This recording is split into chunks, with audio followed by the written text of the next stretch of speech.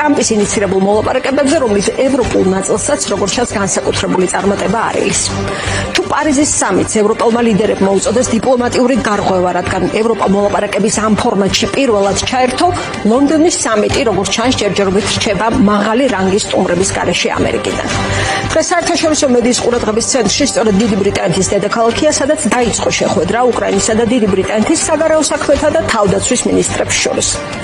ფოტოზე მხოლოდ ერთი ფოტო გახსოვდა, სწორედ მათ ხედავთ ანდრი სიბიკა, რუსტემ უმეროვი, დევიდ ვამი, ჯონ ჰილი.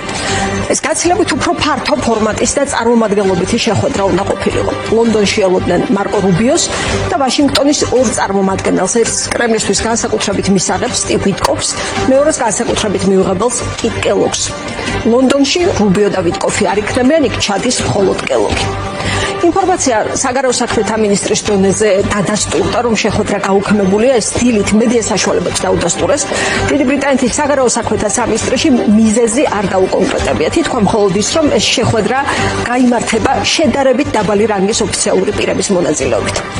ყველაფრის მიუხედავად, ჩვენ მშვიდობისთვის ვიმუშავებთ, ასე დაწერა ანდრი ერმაკმა ტელეგრამ არხის ოფიციალურ გვერდზე და ინფორმაციაც ამ შეხვედრის შესახებ შეგვიძლია ვთქვათ, რომ ამ ცნობასავით მწირია მედია ძირითადად ვერსიებზე საუბრობს. ბუნდოვანი იყო შტატების განმარტებაც რუბიოს ვიზიტის გადადების შესახებ. ეს გადაწყვეტილება აიხსნა მისი გადატვირთული გრაფიკით. სახელმწიფო დეპარტამენტის პრესმდივანმა ტამი ბრიუსმა თქვა, რომ თავდაპირველი გეგმები ყოველთვის პირობითია, ის იცვლება ხოლმე, თუმცა რა იყო რუბიოს გრაფიკში უკრაინის თემაზე უფრო მნიშვნელოვანი, ბრიუსს არ უთქვამს, მოგვიანებით იგივე არგუმენტები გაიმეორა კეროლაინ ლევიტმანს. როგორც იცით, მდივანი რუბიო დაკავებულია. ჩემი აზრით, ერთ-ერთი ყველაზე აქტიური სახელმწიფო მდივანია, რომელიც ყოლია. და რა თქმა უნდა, ეს გავლენას ახდენს მის ყოველდღიურობაზე. ამიტომ, როდესაც არსებობს კონკრეტული გეგმები, ისინი პირობითია. ამ კონკრეტულ შემთხვევას რაც შეეხება, ვიდრე ლონდონში შეხვედრები გრძელდება, მდივანი ამ შეხვედრებს არ დაესწრება. მაგრამ ეს არ არის განცხადება შეხვედრებთან დაკავშირებით, ეს არის განცხადება მისი გრაფიკის ლოგისტიკურ საკითხებზე. ლონდონში გენერალი კელოგი იმყოფება და მას ექნება მოლაპარაკებები. ასე რომ მისგან ველოდებით გავიგოთ გვექნება თუ არა რამე სახის პროგრესი ლონდონში.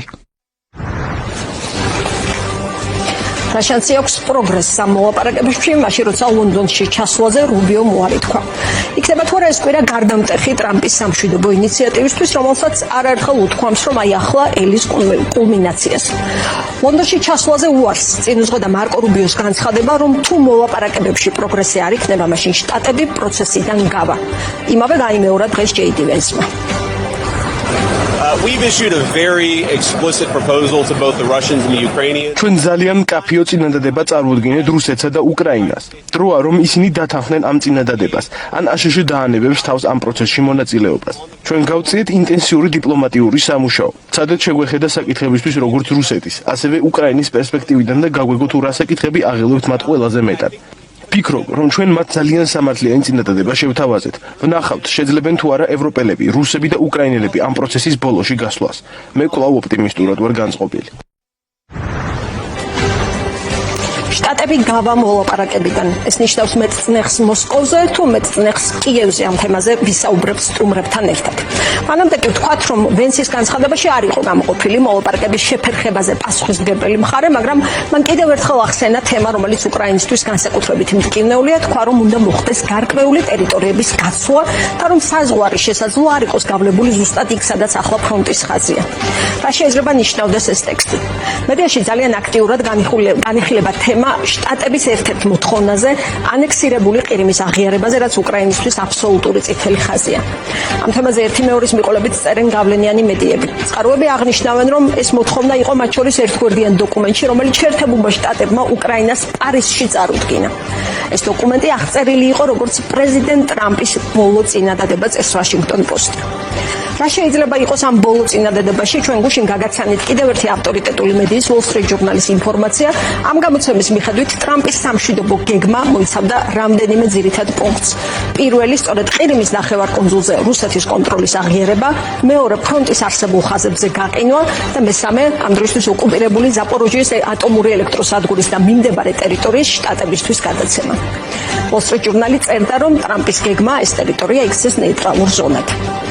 აი ამ ამ ინფორმაციას ამ ძირითად პუნქტებს დღეს ბრიტანულმა მედიამ Daily Telegraph-მა თავისი წყაროებით დაუმატა კიდევ 4 პუნქტი, ეს დანარჩენი 3 დაადასტურა.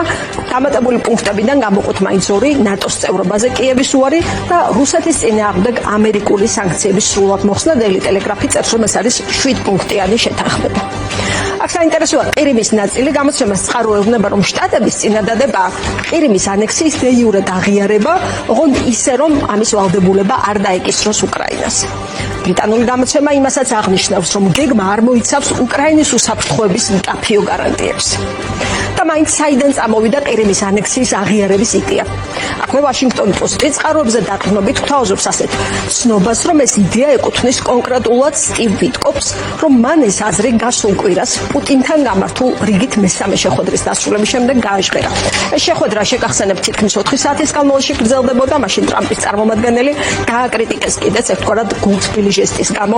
გავიხსენოთ, როგორ გამოხატა მან პოზიცია თუ ემოცია, როცა ოთახში პუტინი შემოვიდა.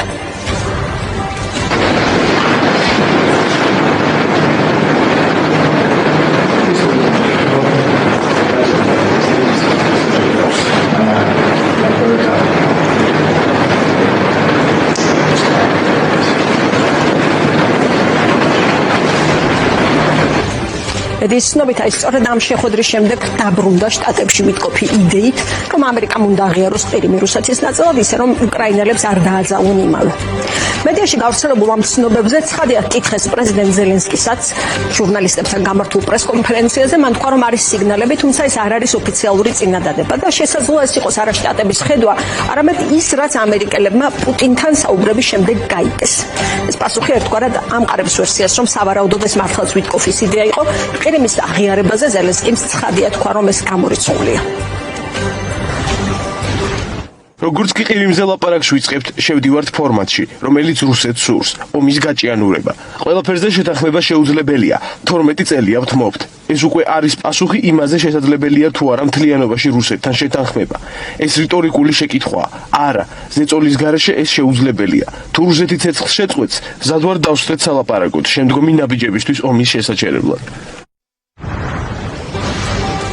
როგორ პოზიციონირებს რუსეთი, ცდილობს მოლაპარაკებების ჩამშლელი როლი ამ პროცესში მას არ დაეკისროს, არადა მისთვისაც მიუღებელია ამერიკული წინადადებების რამდენიმე საკვანძო პუნქტი, პირველში ეს არის დასავლეთის ჯარების განთავსება უკრაინის ტერიტორიაზე. კრემლის პრესპიკერმა დიმიტრი პესკოვმა გუშინ მედიაში გავრცელებული პრაქტიკულად ყველა ცნობა უარყო, თქვა, რომ ბევრი ყალბი ინფორმაცია ქვეყნდება, მათ შორის ავტორიტეტული გამოცემის მიერ, ამიტომ უნდა მოვუსმინოთ მხოლოდ პირველ წყაროებს. რაც ითხოვს რუსეთი, კიდევ ერთხელ ამ თემაზე წერს Financial Times-ი, მათი თქმით პრეზიდენტმა პუტინმა შესაძლოა უარი თქვას პრეტენზიაზე უკრაინის ნაწილობრივ ოკუპირებული 4 რეგიონის აღიარებაზე, რომელსაც კიევი აკონტროლებს. თუმცა მას მაინც სურს ფრონტის ხაზის გაყინვა. გამოცემა ხაზს უსვამს იმასაც, რომ ევროპელი მაღალჩინოსნები ვაშინგტონს აღფრთხილებენ, რომ ეს დათმობა პუტინმა შესაძლოა გამოიყენოს ერთგვარ სატყუარად და ტრამპი დაარწმუნოს სხვა მოთხოვნების დაკმაყოფილებაშიც. ასეთ სატყუარად მიიჩნევენ ეგრეთ წოდებულ საღდგომო ზავსაც, რომელიც მალევე დასრულდა. კრემლის ლიდერი როგორც შენ სხვა ტიპის სატყუარებსაც მიმართავს, მედიაში პოპულარულია სოციალურ ქსელებში მეტად პუტინის საჩუქრის განხილვა, რომელიც უკვე თეთრ სახლში, ეს არის ტრამპის პორტრეტი, რომელიც რუს მხატვარს ნიკან საფრონოვს ეკუთვნის. მან გაუგზავნა ნახატის ასლი CNN-ს, სწორედ CNN-მა გამოაქვეყნა ეს, ხედავთ, მასზე გამოსახულია ტრამპი ამერიკის დროშის და თავისუფლების ქანდაკების ფონზე ჰაერში შემართული მუშტი, ეს მასზე თავდასხმის ანარეკლია. მოკლედ, რა შედეგს გამოიღებს პუტინის მცდელობები და მალე დაიგეგმება თუ არა მისი და დონალდ ტრამპის პირისპირ შეხვედრა, ეს არის ერთ-ერთი მთავარი კითხვა. უახლოესი ცნობით ამერიკის პრეზიდენტი მაისში ახლო აღმოსავლეთის 3 ქვეყანას ეწვება, სადაც ის შესაძლოა შეხვდეს პუტინსაც. თეთრი სახლის ცნობით 13-დან 16 მაისამდე ტრამპი იქნება საუდის არაბეთში, კატარსა და არაბთა გაერთიანებულ საემიროებში. მედია მანამდეც წერდა, რომ საუდის არაბეთი იქნება პირველი ქვეყანა, სადაც შტატების პრეზიდენტი ჩავა საგარეო ვიზიტით. რუსულმა მხარემ ეს ტრამპის და პუტინის პოტენციური შეხვედრის ერთ-ერთ ადგილად მიიჩნია. თუმცა გარემოებები შეიცვალა, შტატების პრეზიდენტის პირველი პირველი ვიზიტი, უცხოური ვიზიტი იქნება ვატიკანში, რომის პაპა ფრანცისკეს დაკრძალვის ცერემონიალს ის დაესწრება. ამავე ცერემონიალზე იქნება პრეზიდენტი ზელენსკიც და მედია განსაკუთრებული ინტერესით ელის ამ კადრსაც იქნება თუ არა, ან როგორი იქნება ტრამპის ზელენსკის პირველი შეხვედრა ოვალური სახლის სკანდალის თემას.